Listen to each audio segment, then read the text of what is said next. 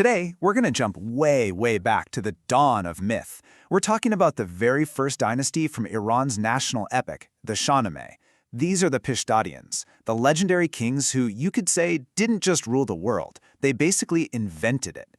Now, this isn't history as we know it from textbooks. It's something deeper. It's a story about how humanity itself was forged, one incredible king at a time. And that's really the big question these myths are trying to answer, isn't it? Before anyone was writing things down, before science, how did people explain how we got here? How did we go from surviving in the wild to, well, this?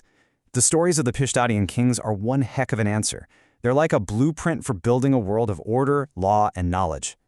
The name itself, Pishdadian, kind of tells you everything you need to know. It literally means the first lawgivers. So in Persian mythology, these guys represent humanity's first real crack at creating structure, and bringing some order out of all that chaos. They're the ones who taught us how to live together, how to build, and maybe most importantly, how to think. Okay, so our story of civilization really kicks off with the second Pishdadian king, Hushang. His grandfather, Qumars, was the first man, but Hushang's reign, his, is about humanity's first real taming of the world. This story isn't about politics or anything like that. It's about a fundamental battle between human smarts and the raw, untamed forces of nature. What's so amazing about this story is that the discovery of fire isn't some planned invention. I mean, it's a moment of pure, high-stakes drama, a life-or-death fight against a monster. Hushang throws a rock, he misses, and in that one moment of failure, he accidentally unlocks one of the most powerful forces in the universe, a total accident that would change everything.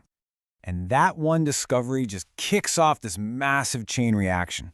See, fire wasn't just for, staying warm. It was the key that unlocked metalworking. With iron, Hushang made tools. With tools, he could dig canals. With canals, farming just exploded. He started domesticating animals, making clothes to survive the cold. So in the span of just one lifetime, humanity goes from being completely at the mercy of the world to actually starting to shape it, a huge leap. Okay, so humanity was starting to get a handle on the physical world under Hushang. But with the next king, Timuris, a totally new kind of enemy shows up.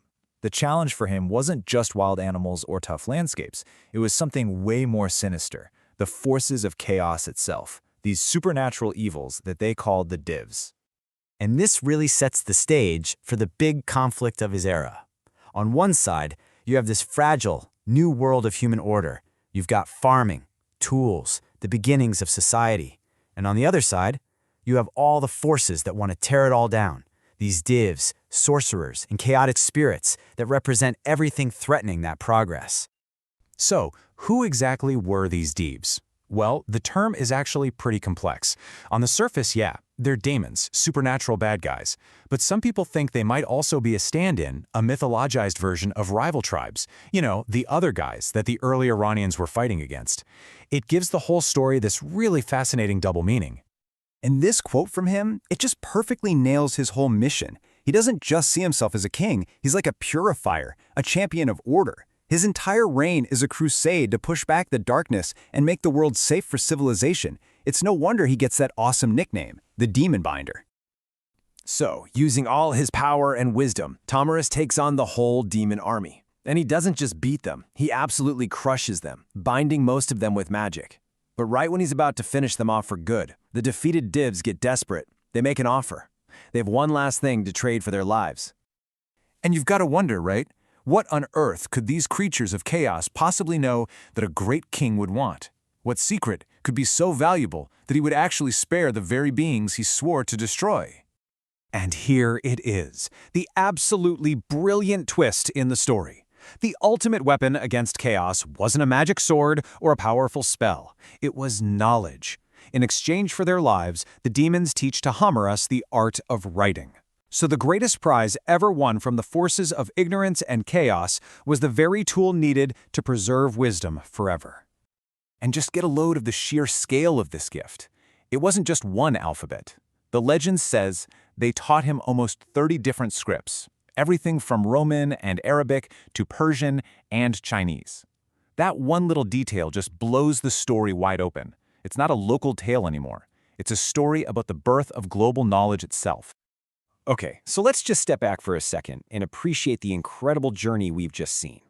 In the time it took for just two mythical kings to rule, the story of the Pishdadians takes us all the way from basic survival to the very dawn of intellectual life. It's an incredible leap. You can really break it all down into two giant steps. First, Hushang gave us control over the physical world with fire and tools. His was the age of doing. And then, Tamoris gave us control over the intellectual world with writing. His was the age of knowing. One taught us how to build things, the other taught us how to build on ideas. And that leaves us with this one big thought to chew on. The Shahnameh shows us these two great leaps, the physical and the intellectual, as the pillars of civilization. But it also kind of makes you ask, doesn't it? Which one is actually more powerful? Hushang's discoveries gave us the power to build and to fight, but the gift from Tamoris's demons, that gave us the tools for wisdom and understanding. It's a question that's just as real for us today as it was in the mythical age of heroes.